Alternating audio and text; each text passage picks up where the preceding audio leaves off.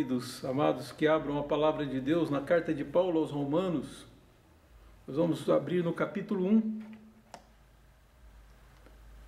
Romanos, no capítulo 1, nós leremos do verso 19 ao verso 20. Peço que você abra sua palavra, sua Bíblia. No capítulo 1, leremos o verso 19 e 20.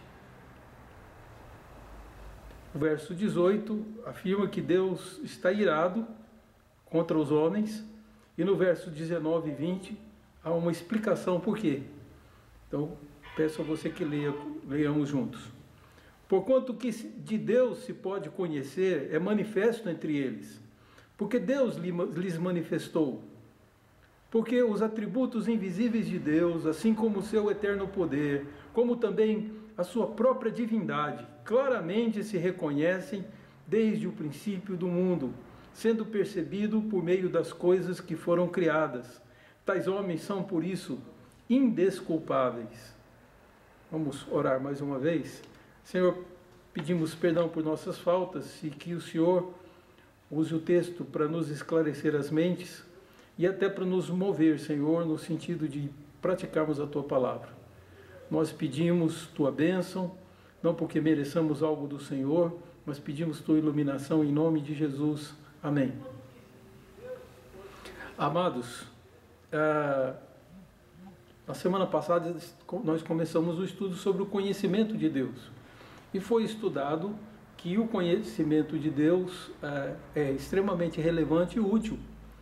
Porque através de conhecermos a Deus, nós podemos conhecer a nós mesmos, saber o que viemos fazer na terra, e também, como João disse na carta dele, no seu evangelho, muitas outras coisas fez Jesus. Mas essas que nós escrevemos foi porque vocês creiam e crendo tenham vida eterna. Então, imaginem que João, quando escreveu, tinha consciência que se alguém cresce nas palavras do seu livro que ele escreveu, poderia ter vida eterna. É assim que Deus se manifesta. O conhecimento de Deus não somente é uma obrigação nossa, mas também traz frutos extraordinários para a nossa vida. E você precisa conhecer a Deus. Então, no texto que nós lemos aqui do apóstolo Paulo, ele nos diz que a natureza revela a Deus de uma forma tão apropriada, tão condizente com o que nós precisamos saber, que tudo o que precisamos saber de Deus pode ser visto através das coisas que foram criadas. É verdade que o homem nem sempre reage assim. Ele muitas vezes se levanta contra a sua própria natureza. Uma mesma pessoa, olhando no microscópio, pode olhar e dizer simplesmente que Deus é maravilhoso. Quem criou essas coisas, e vê uma célula se dividindo e tudo mais, dizer que as leis da natureza demonstram que é um Deus maravilhoso, a quem nós devemos agradecer nossa existência, e que preparou tudo e que conduz todas as coisas. Mas uma outra pessoa, olhando, pode interpretar ou dizer, ainda que no seu coração tenha esses fundamentos, dizer com a sua boca justamente o contrário, que a natureza é maravilhosa, é tudo perfeito, a tal ponto que nós nem precisamos de Deus. Então, são duas condutas que as pessoas podem ter, dependendo do partido, dependendo da ideologia que move os seus corações. As nossas interpretações são profundamente comprometidas. Só que isso não faz essa suposta liberdade de interpretar. Uns acham que Deus existe, outros acham que não, vamos nos respeitar. Isso não vai acontecer no dia do juízo, e nem está acontecendo agora. O texto nos diz que esses homens comparecerão perante Deus e responderão porque assumiram essa postura, e mais ainda, que eles são indesculpáveis. Não há qualquer desculpa para não adorarem a Deus como Deus. Se você ver no restante do texto, ele diz que os homens entregaram-se a cultuar aquilo que o seu coração mandava, e os homens deixaram de seguir a verdade, detiveram a justiça e começaram a plantar mentiras, e adoraram répteis, animais, como se fossem Deus, adorando até outros homens como se fossem Deus. E daí Deus diz que por isso Deus entregou esses homens a paixões infames, que uma das punições foi essa, de um homem começar a ter uma vida de uma demência a tal ponto que esse homem sem Deus não consegue mais raciocinar, vai se perdendo os seus raciocínios, inculcando para si mesmo que são sábios, tornaram-se loucos, ou tolos, ou bobos, né? Insensatos, e obscureceu-lhes o coração insensato. Então, de tanto falarem, eu sou sábio, né? Seria possivelmente essa repetição que os levou à loucura. E daí os homens começaram a perverter até na moral, a tal ponto que Paulo menciona algumas dessas perversões, e no final do capítulo 1, ele fala a respeito do comportamento humano em geral, de pessoas que matam seus próprios pais, que não têm afeição natural, que são zombadores, cínicos, alguma que descreve bem a geração que nós vivemos hoje, que nós mesmos nos indignamos contra, que a imprensa se levanta contra, mas que o brasileiro em geral continua praticando. Então tudo isso é porque rejeitaram o conhecimento de Deus. A consequência é o quê? Perverteram suas mentes e não têm condição de raciocinar sem a presença de Deus. E é daí que nós então entendemos que Deus enviou as suas Escrituras, que conhecemos também como revelação especial. Há uma revelação natural, que a tal ponto revela com clareza, porém nós temos as Escrituras, que nos revelam Deus com muito mais propriedade, e com a propriedade inclusive de poder salvar aqueles que leem e creem nela. É disso que nós estamos falando. Então a nossa confissão de fé manifesta que a nossa única regra de fé e prática, que dirige todas as coisas, dirigiu inclusive a nossa confissão de fé, são as Escrituras sagradas, juiz supremo de qualquer causa, qualquer desavença entre os homens, eles podem encontrar conciliação aqui, porque Deus é o supremo juiz sobre todas as coisas e a vontade de Deus está manifesta.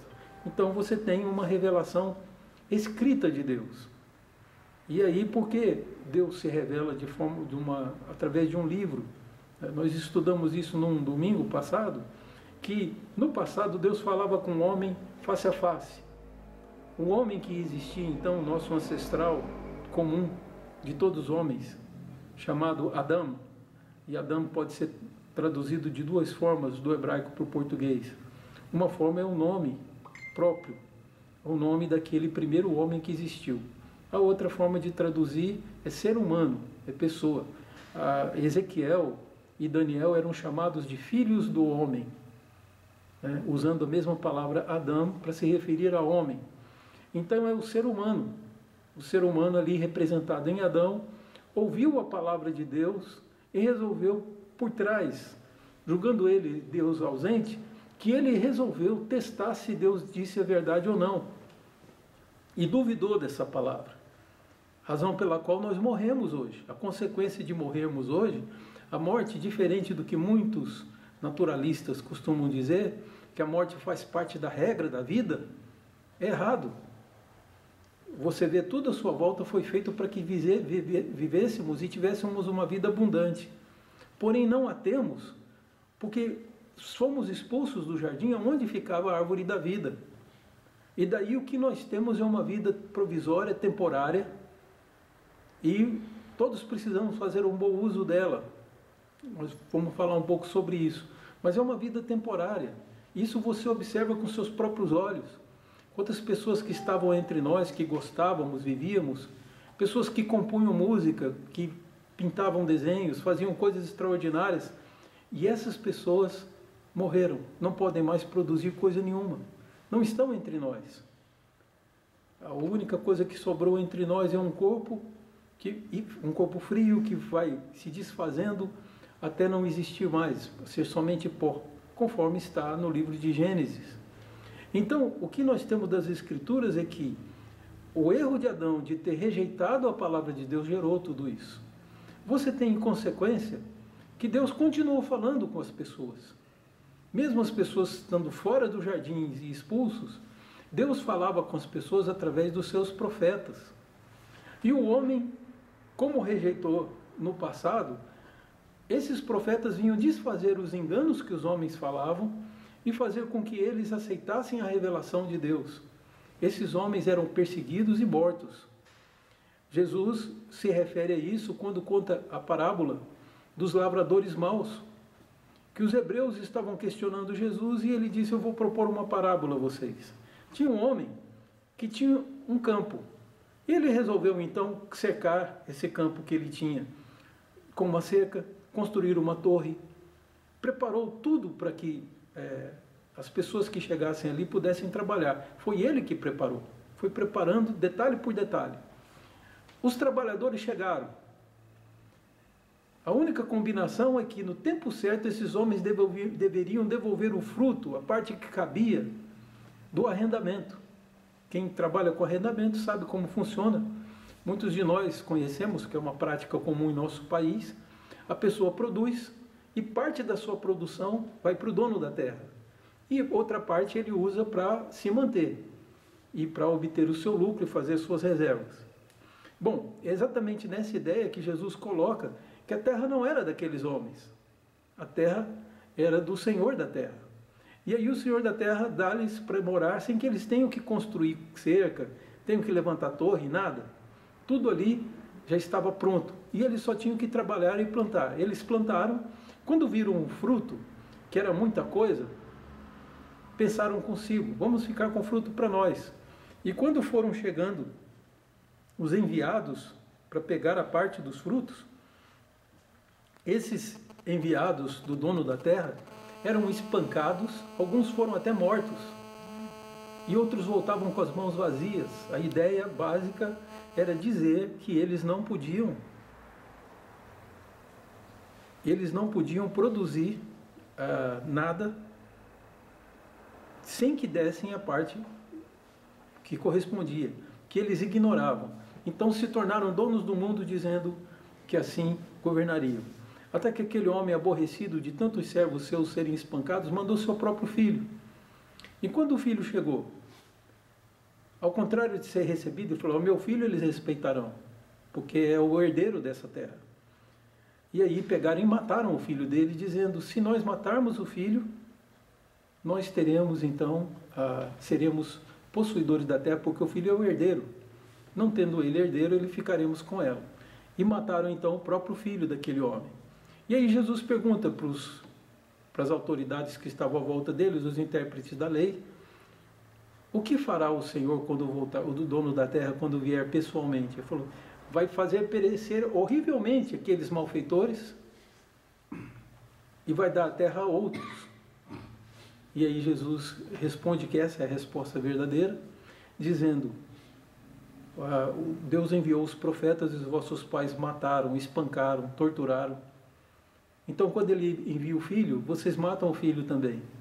Então Deus, na cadeira onde se assenta Jacó, assentarão povos do outro mundo, de outros lugares da terra. Eles é que virão morar e ocupar a terra que era para vocês. Essas palavras de Jesus nos mostram exatamente a atitude que o homem tem contra tudo o que vem da parte de Deus. E não é à toa que pensar que o grande líder mundial que Satanás vai levantar, a atitude dele, que vai fazer com que nós reconheçamos que o anticristo está presente, é que ele se levanta contra tudo que se chama Deus e se rebela contra tudo que se chama Deus. A tal ponto que ele mesmo se assenta no templo como se fosse o próprio Deus.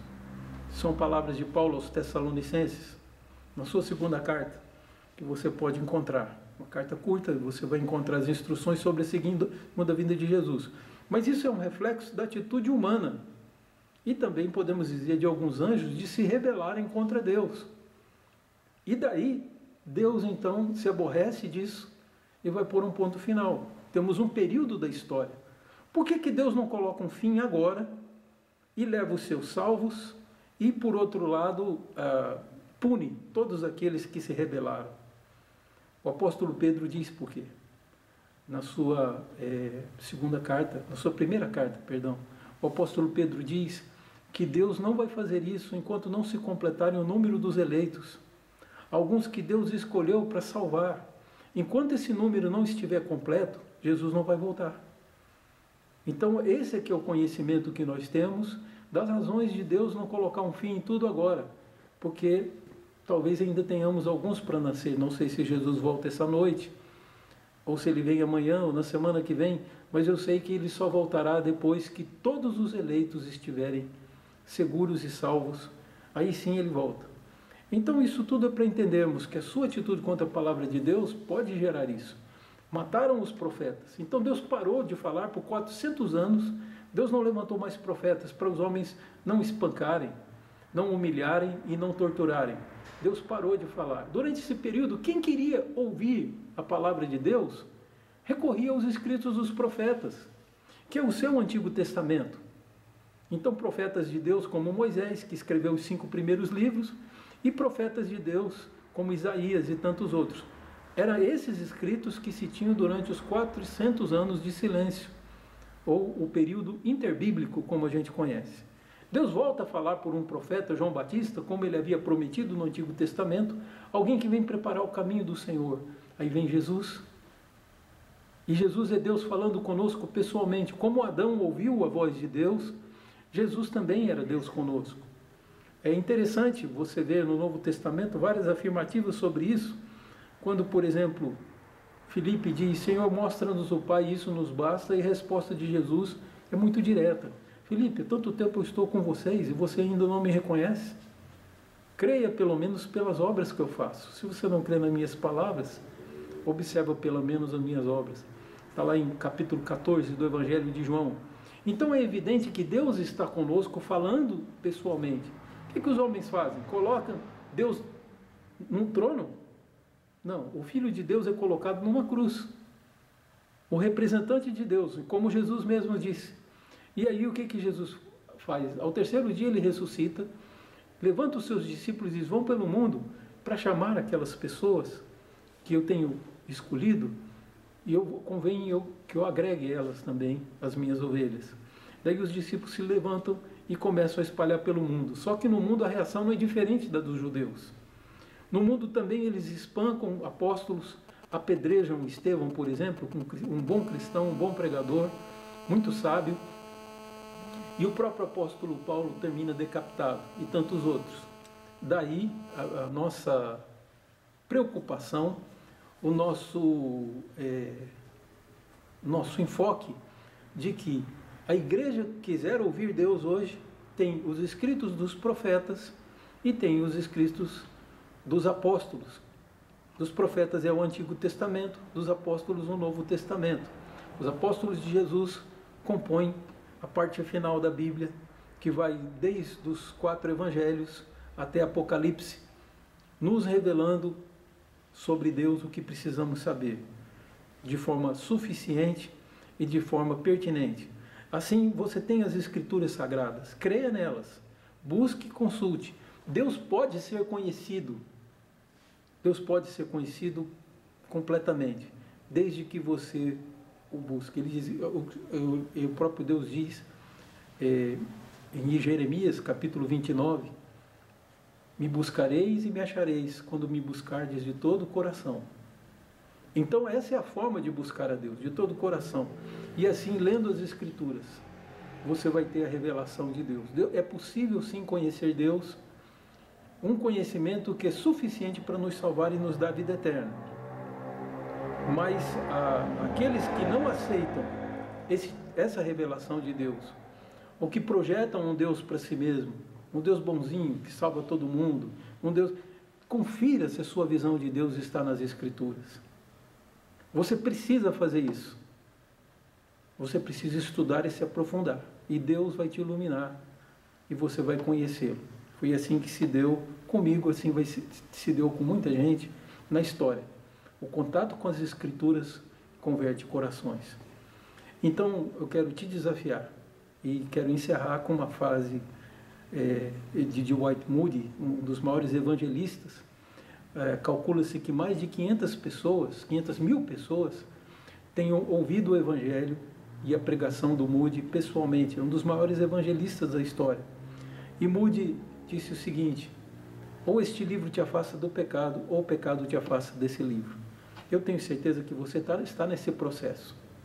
Ou de se afastar da Bíblia, do que é Evangelho, do que é Deus, do que é Jesus, e rejeitar isso, porque sabe que isso implica em transformações, Ou você é alguém que está deixando o mundo, deixando o pecado, deixando o egoísmo, deixando palavras torpes na sua boca, palavrões, etc.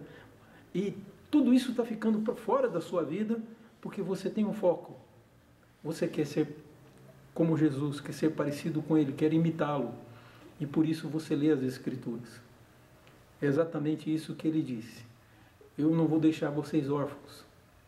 Eu vou para o Pai, mas vou enviar um outro Consolador.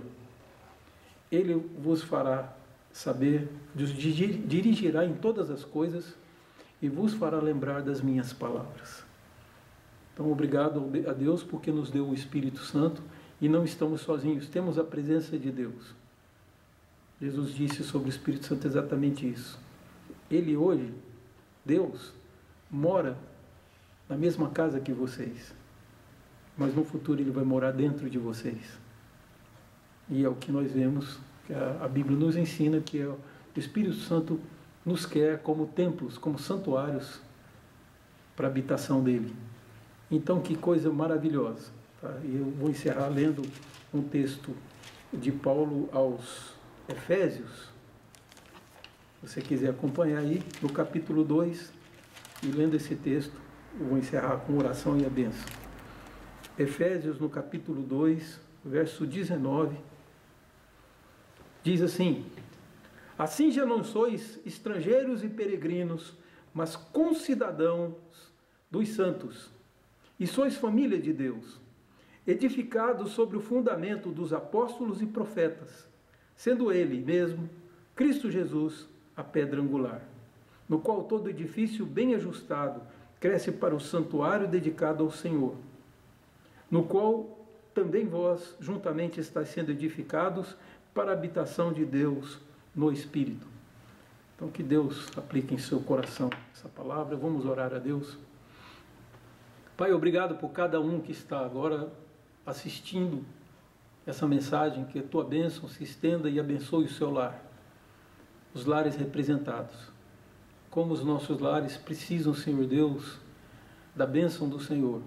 Então abençoa pessoalmente, converte os corações e faça com que até aquele que já há muito tempo tem seguido e andado com o Senhor, busque na tua palavra, arrependa-se dos seus maus caminhos e comece uma nova vida, cheia de frutos e de louvores, demonstrando com seus atos que o amor dele é pelo Senhor e o amor dele pelo próximo, pelo seu próximo.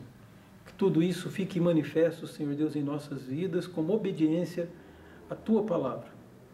Obrigado por essas bênçãos. Que a tua paz esteja em todos os lares, é a nossa oração em nome de Jesus. E agora, irmãos, que a graça do Senhor Jesus, o amor infinito de Deus, o nosso Pai, e que a direção, as consolações e a iluminação do Santo Espírito estejam sobre todos vós agora e para todo sempre. Amém.